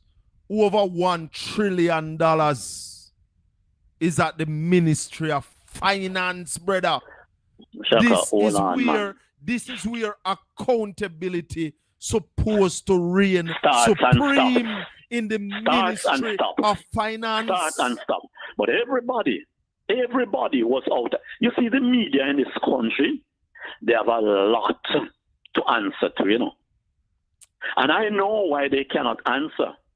Because, you see, I believe probably more than half of their bottom line, yeah? But, brother, is being supported by the government. The media is now right here. This is the media. This is the media. Not no longer. All right, let me say. This is the media. This is the media. Is the media now, and the media is the media now, holding and them accountable. Yeah, Social media is the media. Is the media. Social media is the real media. Yes, you get what I'm saying? Time comes. Because you see, the French, Iraq, just about the French Revolution, the three arches of governance. Talk to me. Where they were aristocrat. Yes. The church. Yes. And the third estate. You know who was the third estate? The media. Listen to me, man. Yeah?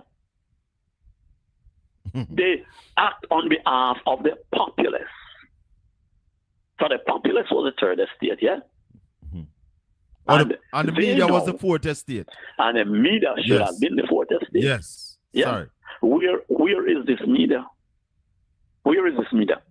I'm tired of them, just because some programs when we rate on the media, I just give them an audience, yeah? Yeah.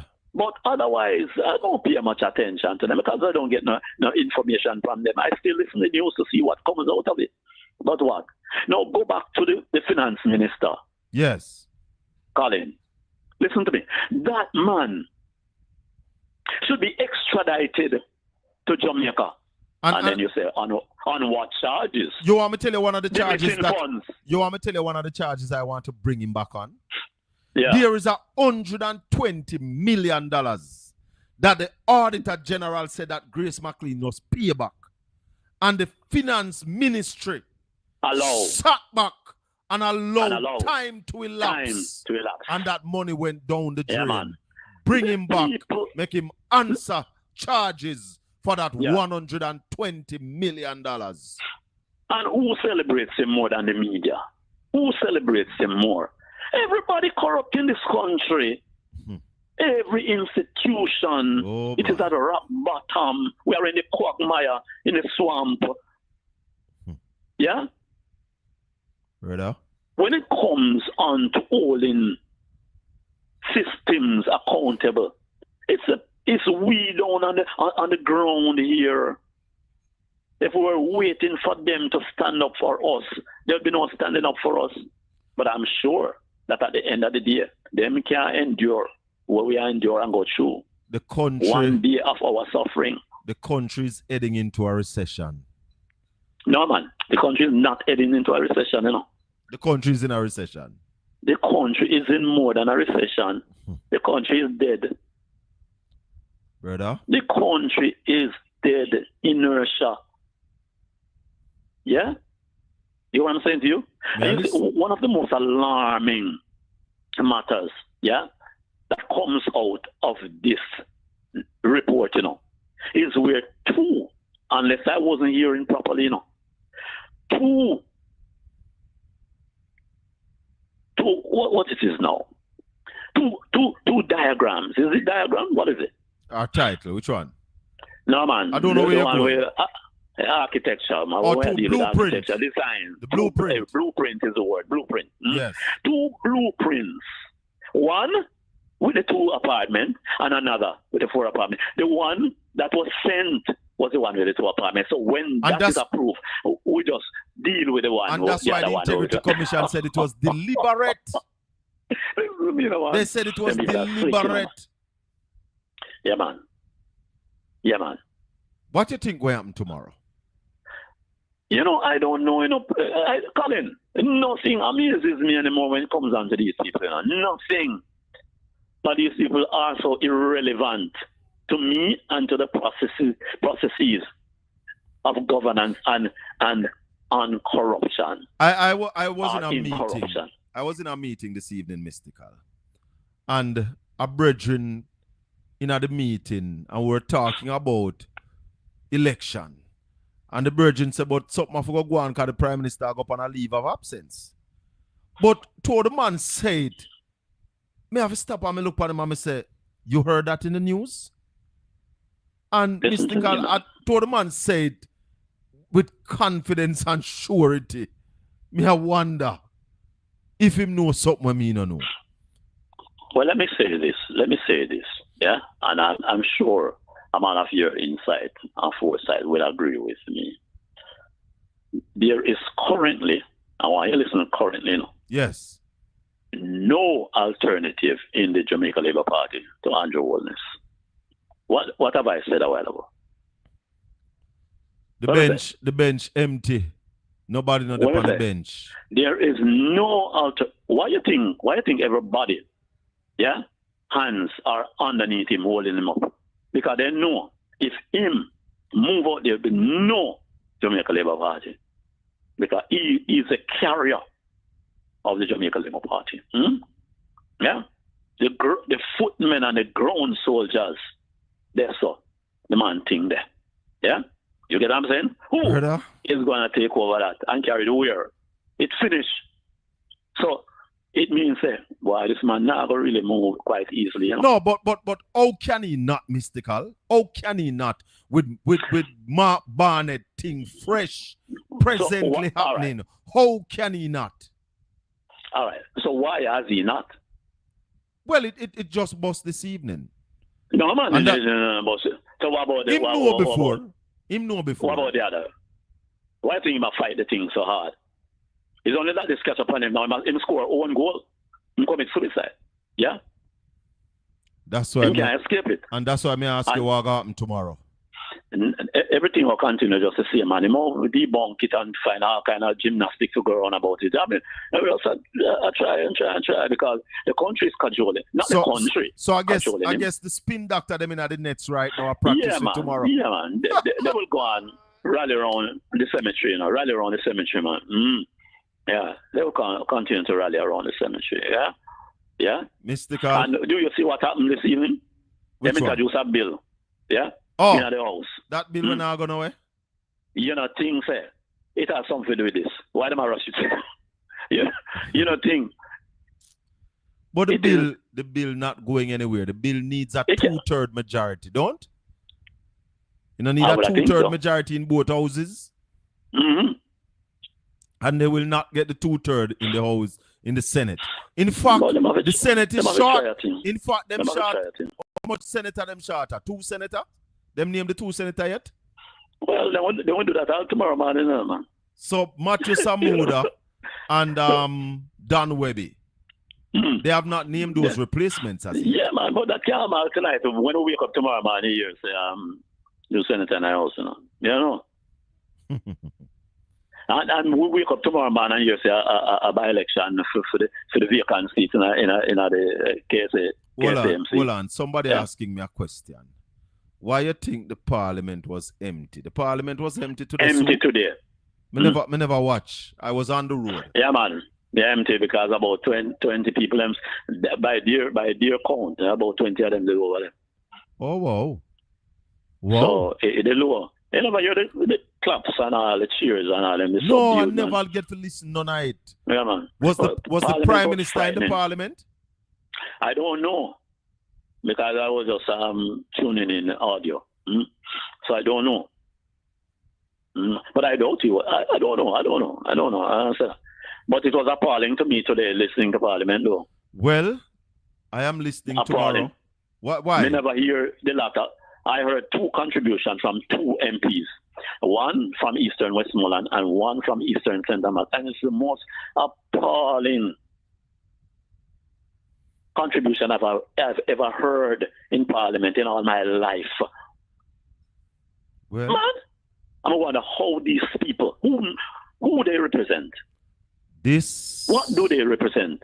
Irrelevant, nonsensical. Somebody just sent me a message say YouTube are burn up all over the place. YouTube on fire tonight. Styles FM. Styles is on fire tonight.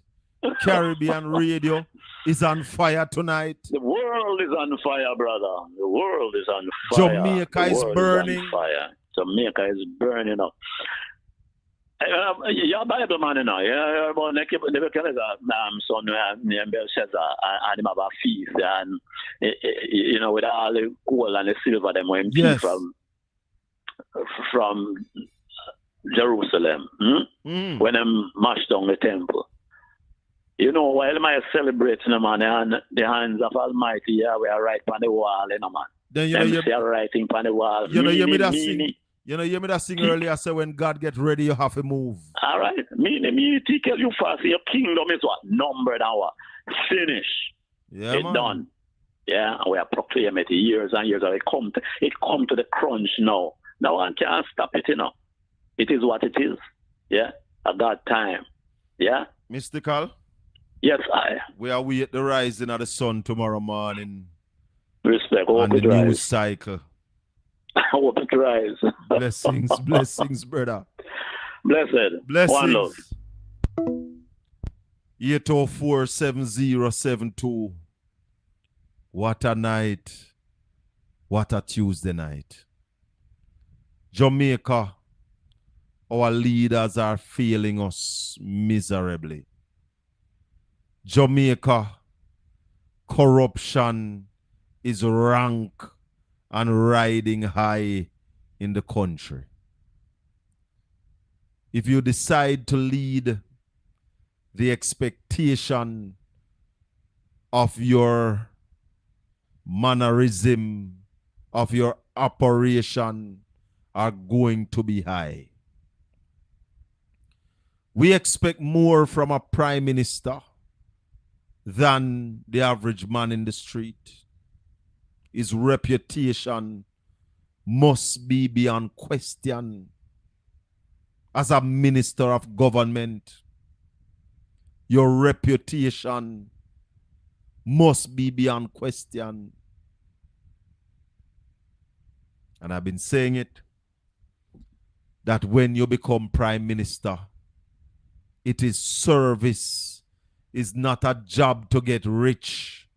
And that's why the most honorable P.J. Patterson brought legislation to the parliament that says when you resign, when you retire as a prime minister, your pension is the same as your salary, because you don't expect to be hustling and juggling and shuffling as a prime minister. It's not a get-rich job. It's a statesman job. You have to be a statesman.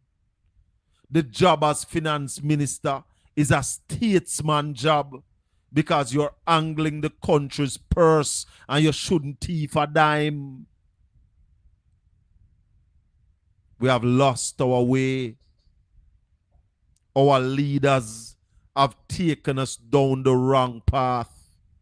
Our leaders have said to us that we are in this for the almighty dollar, not for service of people, not for love of country, and therefore we are now in a dilemma where the prime minister for a second time is coming up at the center of an integrity commission report, putting the Prime Minister's integrity in question, making his position untenable. And I am saying to you, Mr. Prime Minister,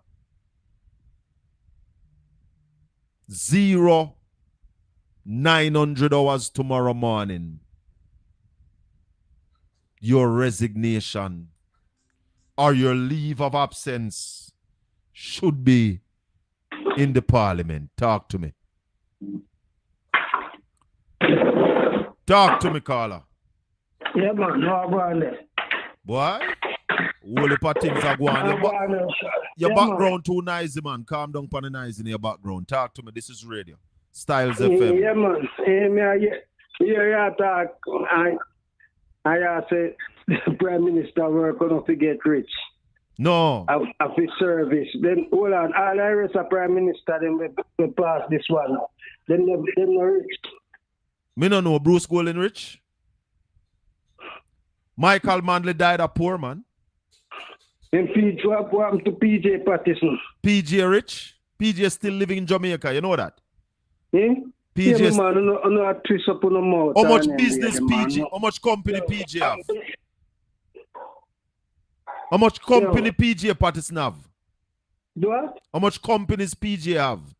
Hear me, man. I don't leave it Prime Answer the question or come off of my phone line. Guess what? If you can't answer the question, come off of this. Listen me. Me not listen to you. Come off of this. Me not listen to you. You come with your foolishness all the while. With your garbage. Not listening to your garbage tonight. I am saying to you that the job of a Prime Minister is not a rich job. It's a job of service, of a statesman for the love of country. If you are come as Prime Minister, if you can't get rich on the back of poor people, back way, take away yourself. Yes, sir, is mine.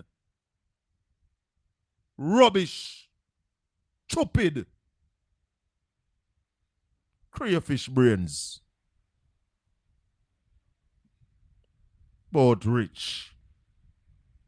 Is the same Prime Minister, the same one. Me here I talk about people get rich on the backs of poor people.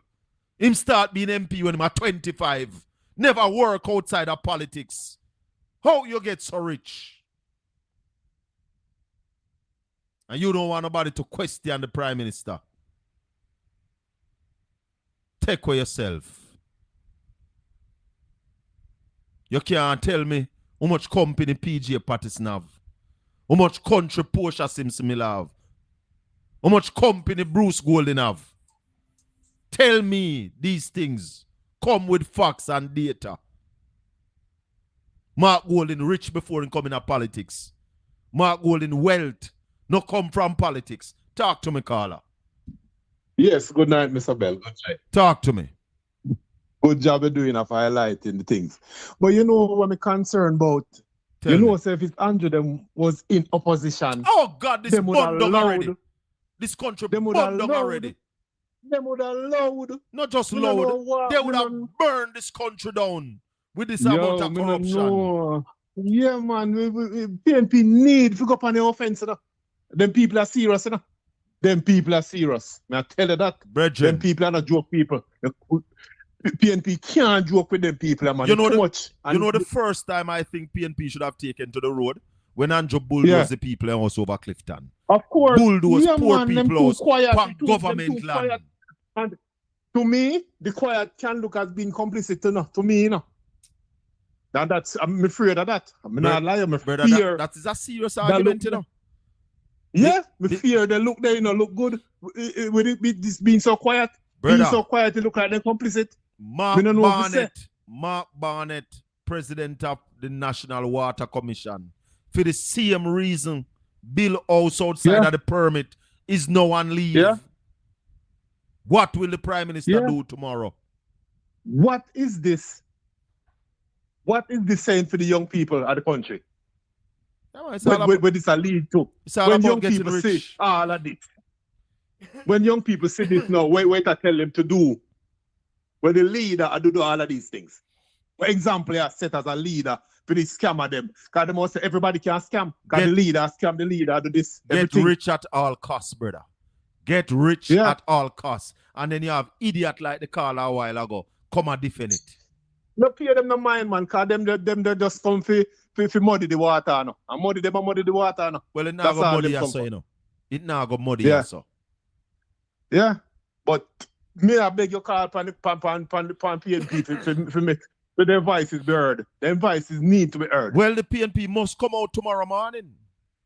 Them need to be heard, man. Them too quiet.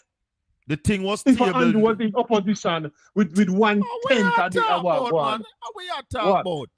How we are talk about, man? How them would have beat this? Oh. I tell you, it's too much, man. It's too much, brother. It's too much, brother. It's too much. I had a caller Saturday morning who cried on this program live. Cried because of the corruption in this country. Yeah, man. The extreme, man. But some people is them party first. Anything them party do is okay. Anything. But then a foreign land now. But then a foreign land I would have want to come on my yard. Oh, the corruption and the crime and violence wicked. You have to free it. And you don't want their people place forever. Brother.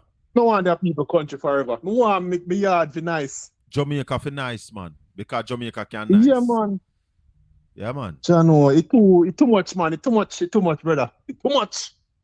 It's too much. That's all I can say. Thanks for the good work you do here, brother. Thanks for the good work. One love, part. Had a good job. Yeah, man. 804-7072. Talk to me. Hey, Mr. Bell. Good night, sir. Wagwan, partner. There, I know. Chat to me. All right. Hold on. Don't move. Good night. Good night. Welcome to the show. Colin Bell show it is. Respect Colin Bell. Respect. Yeah, man.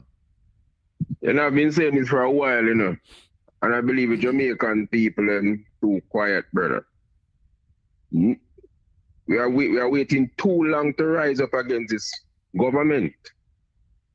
We need to take to the road peacefully and demonstrate against this corruption and lies, deception the government and lead the people. Too much. Time come, man. Time come for them rise up now, man. I mean, I can't just PNP me. I'm talking about the Jamaican citizens who want the best for the country. Yes. The best for our future generation. Yeah. Come on, people need to rise up, man. I worst government this from me ever know myself. And all I can talk about is being targeted. Let me tell you something. Time come here. Yes, man. Time come, man. And let me tell you something. You see, if a PNP in a power and I do this. Mr. Man, they locked down the country long time. But it for lockdown, brother.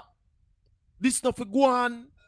No, man. No government. Jamaican people are coward, man. They must sit down on them laurels too long, man. Anytime you allow a government to do this kind of thing, we are head to a dictatorship. But we pass time on the program, so I'm going to take the next caller here. And wrap all right, my brother. Yeah, man. Caller, thanks for holding, my brother. You. Yes, my brother. Thanks for holding. Talk to me. Yeah, man. Remember when Richard Azan used his own money? Andrew behave weird. Same now sitting in the parliament with him. Thank you, sir. Edward Siago dead. Him no own no business. No. Siago no own no business. Bruce no own none. Bruce no own no business. Bruce actually still at work. Thank you, sir. Brother. The one a partying bad. And this little Jumbi man. Dopey bad. No worry about him, because guess what? Most of who you see him support the JLP will come on, them no vote. Them no pay taxes. So I not for them money. Them no pay taxes, so I not for them money. You understand? Yes, sir. But them bulldozer don't get people in house because them say the permit not good. More I know them go bulldozer them house I don't know. That more I know. All right, my brother. And I am saying, like Mark Barnett had to go and leave, Andrew Willis must go and leave too. Bless up. For real, sir. Bless up, my brother.